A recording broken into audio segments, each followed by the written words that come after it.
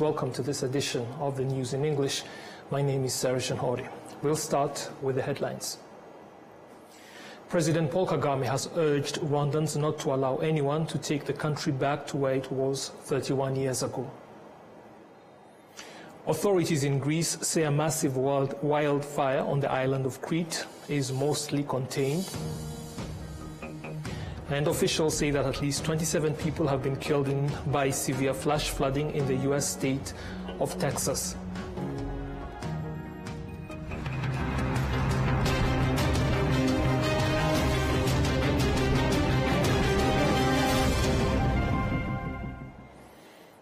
Now the details. Thank you for taking the time to join us. President Paul Kagame has urged Rwandans not to ensure, that the country never regresses to the state it was in 31 years ago. Delivering his message during a national celebration marking the 31st and Liberation Day, he emphasized that rebuilding Rwanda after the 1994 genocide against the Tutsi required immense sacrifice and extraordinary effort because the nation had been thoroughly destroyed. Archived images and footage of Kigali from 3 decades ago revealed a capital city that was dilapidated, disorganized, and lacking in infrastructure and cleanliness, a stark contrast to its current state. The visuals from the era served as a powerful reminder of how far Rwanda has come, especially considering that some had once believed the country might never recover or function again. President Kagame described post-genocide Rwanda as an empty shell ravaged by the killings of more than 1 million people within just 100 days during the genocide against the Tutsi. However, through concerted national efforts, the country has rebuilt, regaining stability and direction. Areas that once symbolized despair now stand as evidence of renewal and national transformation. In his address, His Excellency the President reaffirmed that the progress Rwanda has made will not be undone. He called on citizens to remain vigilant and courageous in confronting those who harbor ill intentions towards the nation, particularly as genocidal ideologies continue to surface in the region. Earlier in a press briefing preceding the celebrations, President Kagame also commented on the peace agreement signed between Rwanda and the Democratic Republic of Congo. He expressed Rwanda's readiness to implement the terms of the agreement, but noted that meaningful outcomes would depend equally on the commitment of the Congolese side. This year's Liberation Day message underscored the enduring importance of national unity, dignity, and the collective responsibility to safeguard Rwanda's future. Now, in France, the Secretary General of the International Organization of La Francophonie, Louise Mushikiwabo, joined Rwandans and Friends of Rwanda in celebrating Liberation Day. During the event, Rwanda's ambassador to France emphasized that liberation was not solely about defeating a bad regime or stopping the 1994 genocide against the Tutsi, but rather a shared determination to build a strong nation that values every citizen without discrimination. He highlighted that for Rwandans, liberation is not merely a concept or a slogan. It is a lived truth that continues to manifest itself through the country's progress and unity. In Singapore, over 200 people, including diplomats, friends of Rwanda, and members of the Rwandan community there, gathered to celebrate the 31st anniversary of Rwanda's Liberation Day. Rwanda's Charge d'Affaires in Singapore stated that July 4th holds profound significance for Rwandans, symbolizing resilience, unity, and a renewed national identity. He expressed gratitude to the government of Singapore for standing alongside Rwanda in its post-genocide reconstruction journey. Every year on July 4th, we celebrate the victory that put an end to one of the worst human atrocities of the 20th century, the genocide against the Tutsi, which took over 1 million innocent lives. We celebrate the victory of life over death. We celebrate the resurrection of Rwanda, a country that, in the eyes of many experts, was meant to be a failed state. In our continued journey for a socio-economic transformation, the role of our allies has always continued to be fundamental. Singapore has been a reliable partner on so many fronts, And this year is particularly special in terms of our two countries' relations. In fact, this year we celebrate 20 years of diplomatic relations between Rwanda and Singapore. Bertrand Mugiraneza speaking there. Now, on his part, representing the government of Singapore at the event, Senior Parliamentary Secretary Eric Chua acknowledged Rwanda's Liberation Day as a moment of great meaning, commending the country's progress and the enduring partnership between the two nations. This day in 1994 marked the end of the genocide in Rwanda. It has profound meaning, not only for the people of Rwanda, but for all around the world who believe in communal harmony, justice, and national unity. Rwanda's remarkable journey of reconciliation in the past 3 decades has since taught us a great deal. As President Paul Kagame said in his speech for Rwanda's 30th Kwibohora, the key to Rwanda's success has been igihango, and that is an unbreakable bond of trust between people. Now, Singaporeans too understand that such trust is hard-won and harder still to maintain. As a multiracial, multilingual, and multi-religious society, Singapore has experienced its fair share of trials and upheavals in the past. Now, such experiences has helped us realize the importance of racial harmony and building a society where there is trust not just between the government and its people, but also amongst its people. Because it is only with such a foundation could we build a harmonious, united, and forward-looking nation out of disparate communities from different pasts. Now, for the first time ever, the Rwandan embassy in Luxembourg celebrated Rwanda's Liberation Day, honoring the bravery and sacrifice of the RPF Inkotanyi forces during the struggle to liberate the country. Rwanda's ambassador to Luxembourg, Aurore Mimosa Nyangaju, said the 31st Liberation anniversary is a reminder of a pivotal moment in Rwanda's history, the end of a dark period and the beginning of a new era rooted in unity, dignity, and development. In Ethiopia, Rwanda's ambassador, retired Major General Charles Karamba, emphasized that Liberation Day is not just about defeating a bad regime, but about building a new Rwanda founded in unity, justice, and respect for every citizen. In Nigeria, Rwandans and Friends of Rwanda marked the 31st Liberation anniversary together. Rwanda's ambassador to Nigeria, Christophe Wazivamo, noted that Liberation Day is a cornerstone in the country's history and the foundation of a new Rwanda, one where no citizen should feel foreign in their own land.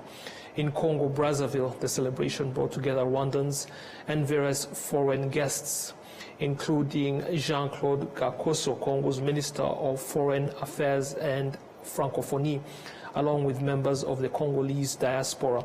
Rwanda's ambassador to Congo Brazzaville, Parfait Busabizwa, highlighted the country's economic progress over the past 7 years, noting significant improvements across all sectors and a marked rise in citizens' well-being. Now, over the past 31 years, since Rwanda's liberation, that is, the security sector has played a major role in the country's development. Today, Rwanda's security is so stable that it even contributes to peacekeeping efforts globally. We have the details with Adams Kwizera. 31 years mark a foundation of comprehensive security for Rwandans. Individual freedom and country's openness to visitors are among the key pillars that have supported Rwanda's development during this journey. There are also some of the reasons why Rwanda is consistently ranked among the safest country in the world, according to various international indices. This sense of security is strongly affirmed by both residents and visitors, who can freely move across the country day and night. As a business owner with valuable equipment left at the workplace, I sleep peacefully knowing that our security is guaranteed. Thanks to the presence of our security personnel and the overall safety ensured by the country, I am able to work freely and as much as I want without fear of theft or disruptions. And I say, okay, I want to go to Rwanda, and because also what we see on television about what's happened over here, so you have something in your mind And I was really overwhelmed how well organized it is.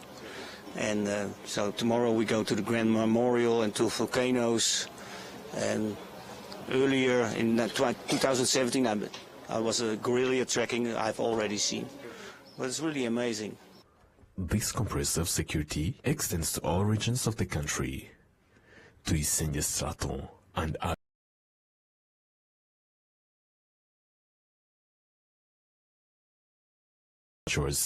Armed groups operating in DRC, such as FDLR, would have posed serious threat to them.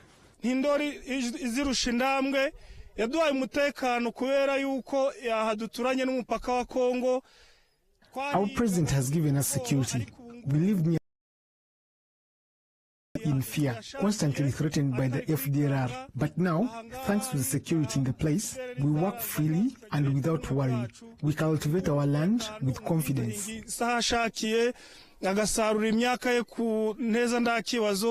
Since August 2004, Rwanda began contributing to international peacekeeping, starting with Sudan, which at that time was plagued by political conflict and insecurity. Today, Rwanda is the fourth largest contributor of the troops to UN peacekeeping missions, with 4,585 troops deployed in both South Sudan under UNMISS and Central African Republic under MINUSCA. Upon arriving in Bangui, the capital city of the Central African Republic, one hears the same message from residents: praise and gratitude for the Rwandan troops and police officers who have been present since 2012. Ça change beaucoup, beaucoup, beaucoup. Leur présence ici en Centrafrique, je vois qu'il y a la paix qui est là, je vois qu'il y a la sécurité qui est là. Things have changed significantly because now that they are here in the Central African Republic, we have peace and security everywhere. Truly, the Rwandan forces deployed here have done a remarkable job. You see them providing security across all areas, on the roads, in neighborhoods, and you can clearly feel the safety. You can move around at any time from 4 a.m. until late at night, without fear of being robbed or harassed. Honestly, since the Rwandan troops arrived, we have seen a major and positive change. The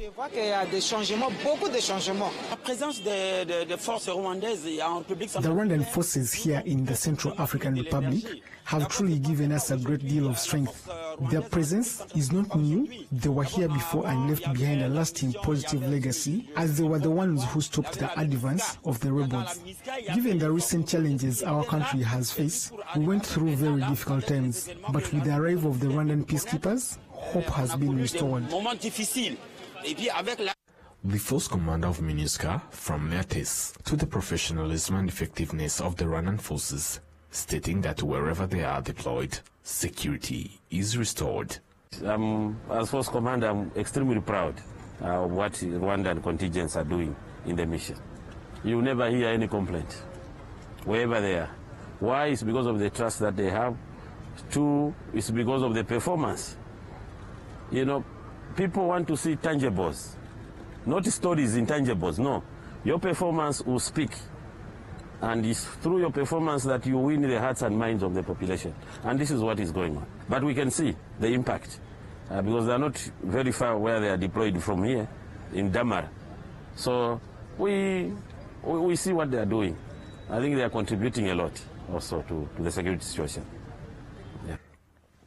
As Rwanda continues to strengthen its bilateral ties across multiple sectors, the security sector wasn't left behind, as in July 2022, Rwanda began a military cooperation mission in Mozambique, supporting the country's efforts to fight terrorism in Cabo Delgado province, where the extremist group Ansar al-Sunnah had destabilized the region. Now displaced populations have returned to their homes and resumed normal life. Economic activities, healthcare services, and schools have reopened and are functioning steadily. We can now sleep peacefully and move around even as late as 1 or 2 a.m. without fear of being harmed or harassed. In the past, we were forced to flee into forests for safety. But after the arrival of the Rwandan Defense Forces, we were able to return home. We urge them not to leave because they brought us security. They are always present, even in the rain, ensuring our safety. The internal security of Rwandans remains a top priority for the country's security bodies. as emphasized by the RDF spokesperson, Brigadier General Ronald Gwivanga. I can only say one thing that I've already said anyway, that we cannot be involved in 6 or 7 countries, both police and army, in bringing peace and stability to those countries, and we fail to defend our own borders. It's not possible. It's not possible. We have the requisite skills, we have the training, we have the capacity, we have the resources, we have the will, most importantly, the will to protect ourselves. We're a united country, and we have protected our borders so far against attacks from within and from without. So we are capable of maintaining security, and I want to guarantee all Rwandans that security will be maintained. We shall continue progressing.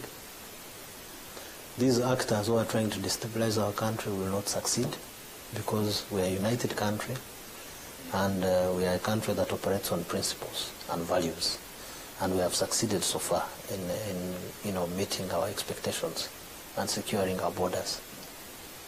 In 2024, with a score of 93.82%, the security pillar once again topped the list of areas most appreciated by Rwandans, which makes it leading the component of 8 pillars that makes up the Rwanda Governance Scorecard, compiled by the Rwanda Governance Board, RGB. Adams Kwizera, RTV News. Thank you, Adams. Now, policymakers, business leaders, and investors from across Africa are recognizing that linking business growth, investment opportunities, and sustainability are a key to unlock the continent's full potential. By embracing this connection, Africa can better harness and manage its vast natural resources, a critical step the continent must take into account, as has been noted in the African Leadership Summit here in Kigali. Because Africans need to take possession and control of their own resources. And this is a place where we interact, exchange ideas, and think of how we can make Africa a better place. And I'm sure that everyone that's come here has learned 1 or 2 other things. And there's something I like about Africans. We all call ourselves brothers. But if we start acting in business like brothers, then we'll become more important and stronger together. We need to control our resources, we need to control our finances, and we need to set infrastructure and look out for each other. Leverage on our comparative advantages as Africa. We own over 40% of the natural resources in the world, and so we should be able to leverage on these natural resources and make Africa a great place. Everything starts from home. You know, when you are coming up and you have a good home upbringing, definitely you will be human. You understand? So, and everything, either in governance or in business sector, of course, you're going to be an amazing leader. The integration of technology and the empowerment of young entrepreneurs were also highlighted as crucial strategies for driving resource-based development. These efforts are seen as vital in expanding the continent's capacity to seize new business and investment opportunities. Where influential leaders connect with entrepreneurs. So it's all about good governance. That's what we're agitating for, because Africa has so much resources, and it's about time where we wake up to see how we can be positive about everything and see how we can take responsibility of our resources. Africa is one of the most beautiful continents in the world, and like I said, it's the next business destination. Everybody's running to Africa. So I bet you Africa is a good ground for business, because the major thing we're doing all these days is to have investors coming to Africa. So if governments could maybe have basic things, that can keep young entrepreneurs going, I bet the business opportunity in Africa is amazing. The Rwanda Development Board, in collaboration with the Rwanda High Commission in Singapore, have marked a unique collaboration with the Mandai Wildlife Group as the naming partner for the Rwanda Nyungwe Forest Heart of Africa aviary in Singapore's bird paradise. The event was held alongside the international luxury travel market, Asia Pacific. With this partnership, the significance is enormous. Number one, because we promote Rwanda as a sustainable destination. Number two, because we are big when it comes to conservation. We've done tremendously well, being recognized as a UNESCO World Heritage Site, being able to increase the number of, mountain gorillas all around, have entered partnership with recognized NGOs promoting conservation. All that enhance, the approach of, yes, we want tourism, but we want sustainable tourism. We want to, uplift the communities. We also want the people in Singapore to know the destination as, yes, high-end premier destination, but purposely intended to promote sustainable tourism. Launched in 2023, Bird Paradise is located within the Mandai Wildlife Reserve, a world-leading wildlife and nature destination. The Mandai Wildlife Reserve is home to 4 other iconic wildlife parks, them being Singapore Zoo, River Wonders, Night Safari, and the newly reopened Rainforest Wild Asia, alongside other nature-themed indoor attractions and green public spaces. The destination offers opportunities for meaningful encounters with wildlife that foster education and appreciation for wildlife and inspire a deeper connection with the natural world. Take good care of the animals and to protect them in the wild as well take a lot of resources, and there is no way that we can do it on our own. And we actually partner a lot of partners, including academia, schools, the community, not-for-profit organization, as well as the government. And the partnership with the Rwanda development body is particularly important, not only for the financial support, but we also have access to use the naming right of being inspired by the actual national park itself. And I think that that's very meaningful. And in terms also, we have a lot to learn with the Rwanda government, the good work that they do in protecting wildlife in the wild. And there's such good stories to tell all our visitors.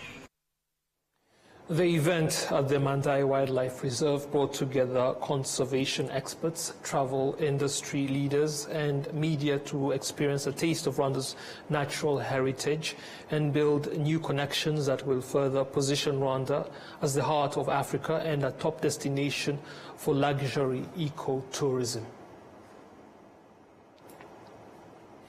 Now, 31 years since Rwanda's liberation, the country has made significant strides in environmental conservation, with forests now covering more than 2 million hectares, over 30.4% of the nation's total land area.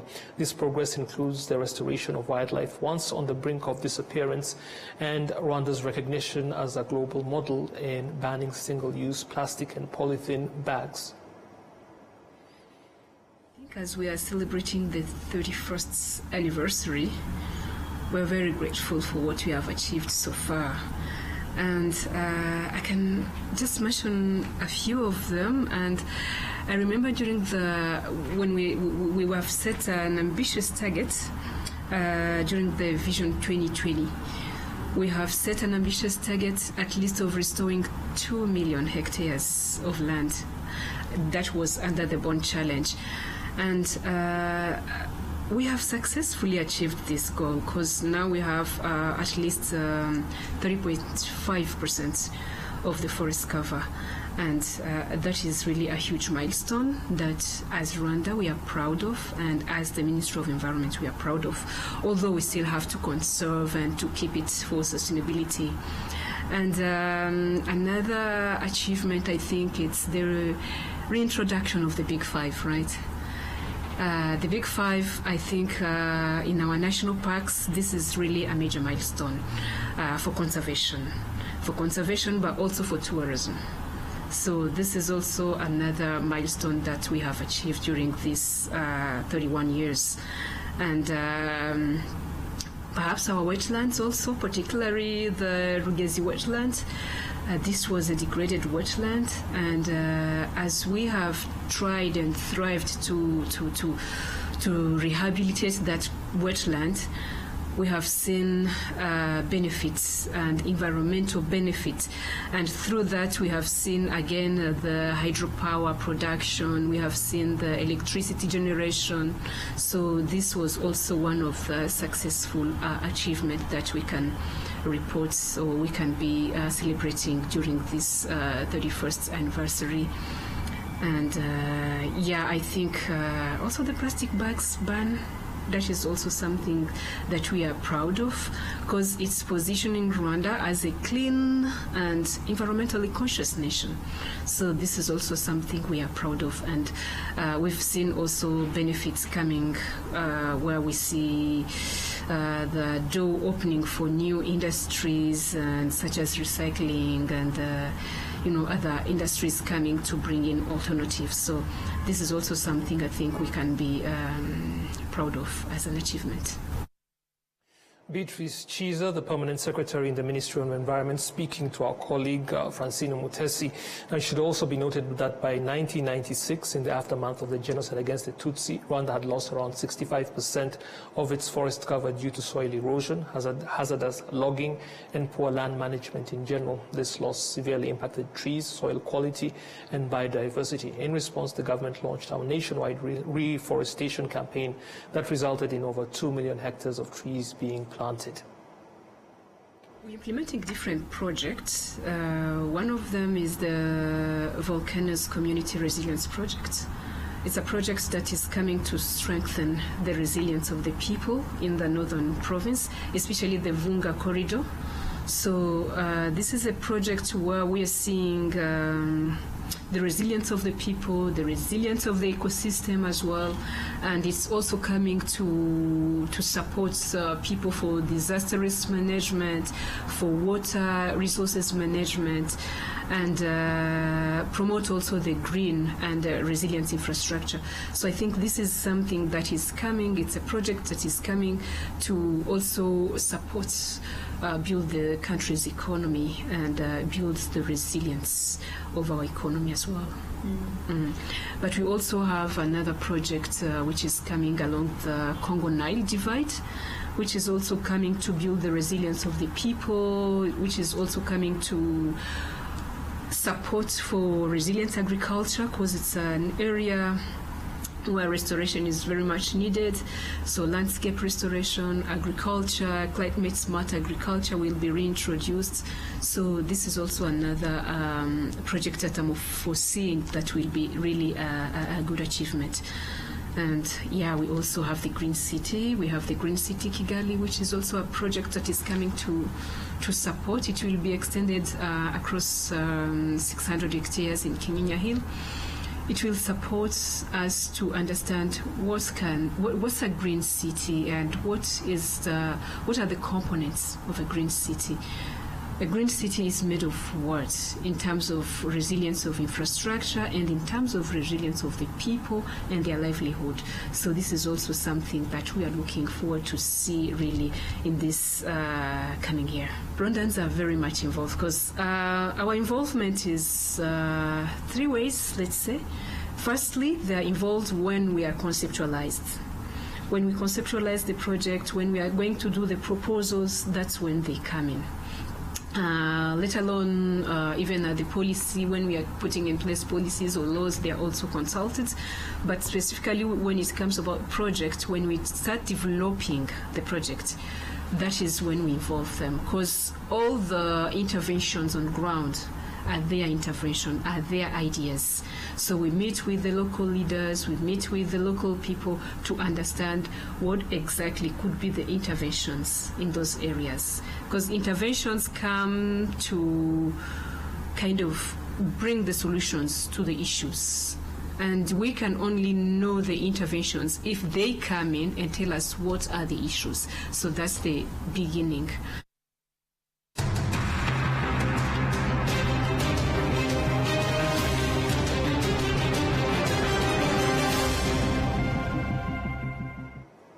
Now, sports news. As the Rwanda Mountain Gorilla Rally 2025 heads into its final stretch, Kenya's Saman Vora remains in firm control, leading the ARC Championship with precision and pace, while David Giancarlo, co-driving with Sandrine Isheja, turned heads with the blistering performance in Stage 9, finishing second fastest overall despite not being part of the Africa Rally Championship category. That is classification, pardon me.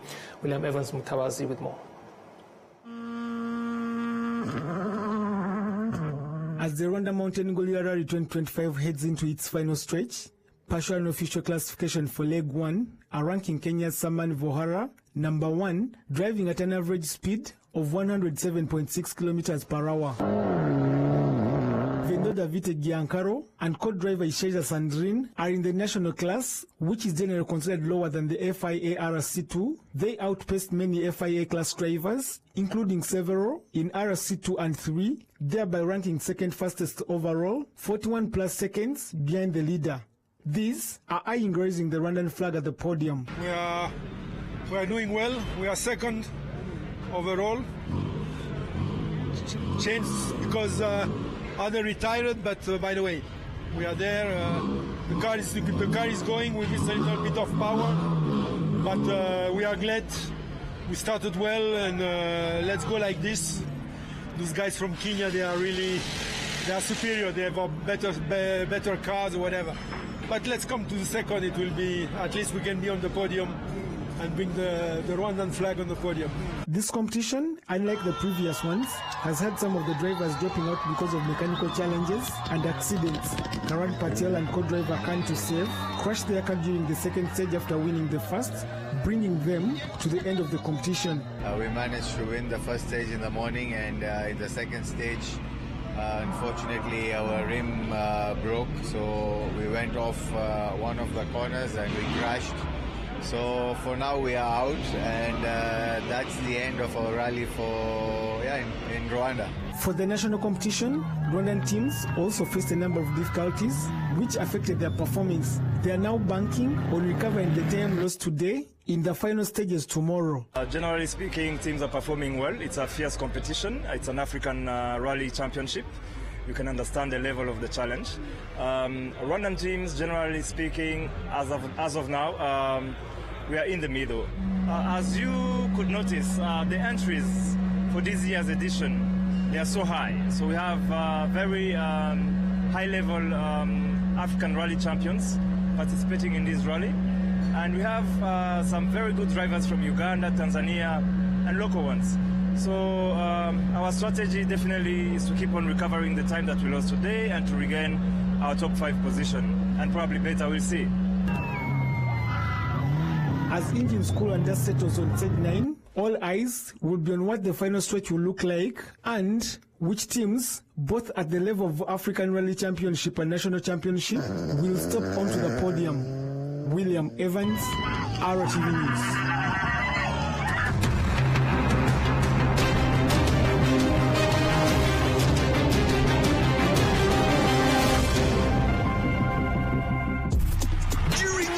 Moments. Laying hooks.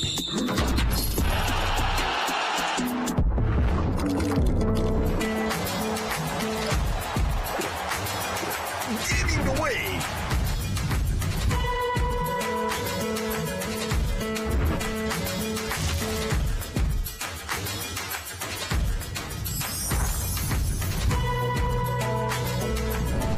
Making moves.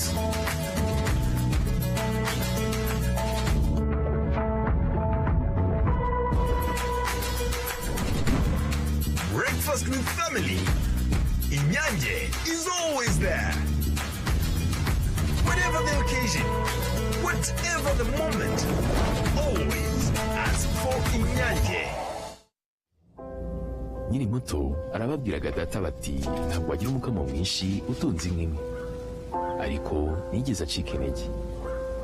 Mama akinjira mu bucuruzi harabamubwiraga bati ntabwo watera imbere udakorera mu iduka rigezweho, ariko ntibyamusubije inyuma, yakoranaga umwete. Njya muri kaminuza hari abanshidikanyagaho bavuga ko nashobora kaminuza ndaturuka mu muryango wifashisha, ariko byaragiye nanditse amateka mashya. Igihe cyo gutera ishema umuryango wanjye kigeze, bamwe bakomeje kumbwira bati ntabwo watera umuryango wawe ibyishimo n'ishema, ariko narabishoboye. hari abakekaga ko nasigira umurage ukomeye abankomokaho, ariko ubu mfite uruganda rutunganya amata. Banki ya Kigali yabaye umufatanyabikorwa wanjye mu rugendo rwose, inzozi zanjye ziba impamo. Bigereho. Muyobozi wa sosiyete, turakwibutsa ko buri sosiyete isabwa n'itegeko kubika ibitabo bya sosiyete ndetse no gushyikiriza RDB amakuru abikubiyemo.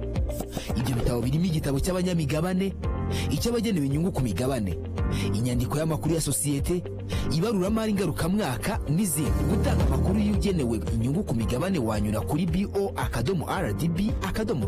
naho gutanga izindi nyandiko ukanyura kuri org.rdb.rw.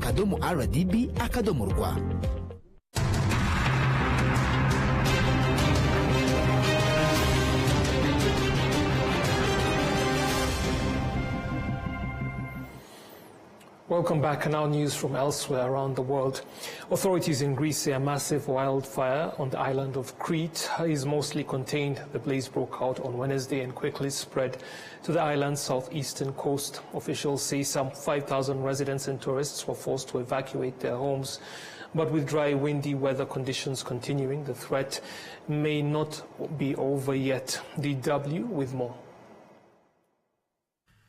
On the Greek island of Crete, large areas are charred after days of raging wildfires.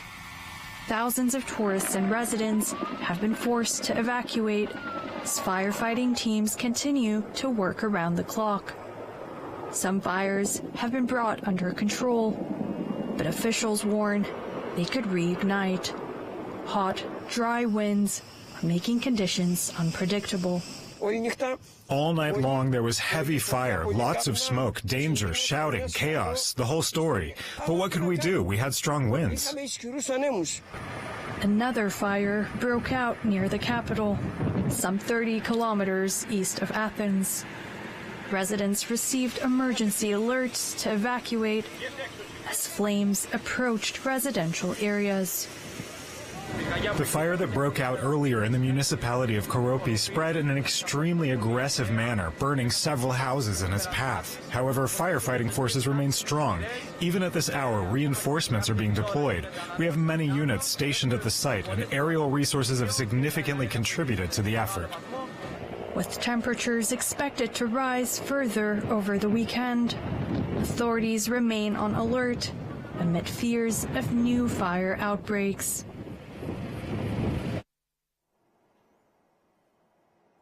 Officials say that at least 27 people have been killed by severe flash flooding in the U.S. state of Texas. Rescue teams are searching for more than 20 girls from a summer camp who are still unaccounted for. The flood swept through south central Texas, and residents were caught off guard when a month's worth of rain fell in just a few hours. DW once more. Be just about anywhere. I mean, we don't.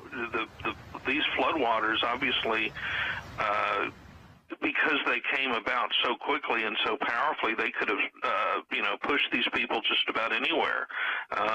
We've all seen pictures of rushing water in floods and incidents like this, and the people are going to pretty much end up where the water sends them. There was a flash flood warning in effect, and while we're known for flash floods in that particular part of the state, this one struck with unusual ferocity. This is highly unusual for this much water to come down this fast, even in a flash flood. That's the thing of it. It's the scale and the speed of it that are so unusual that took people off guard. And then the timing of it, 4 o'clock in the morning, most people are at home in bed. They're not out looking at the sky thinking, boy, this looks really bad. They're asleep. So literally where they were caught sleeping. We've come to the end of this edition. However, before we go, a quick look again at the headlines.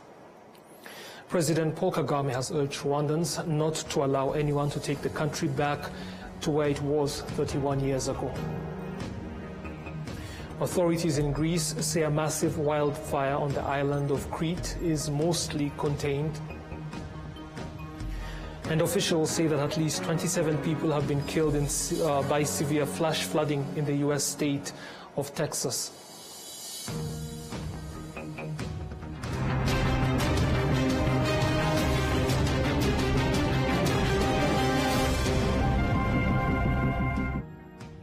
We're always glad when you're able to join us for the news. Thank you so much, and I'll be seeing you soon again. Goodbye.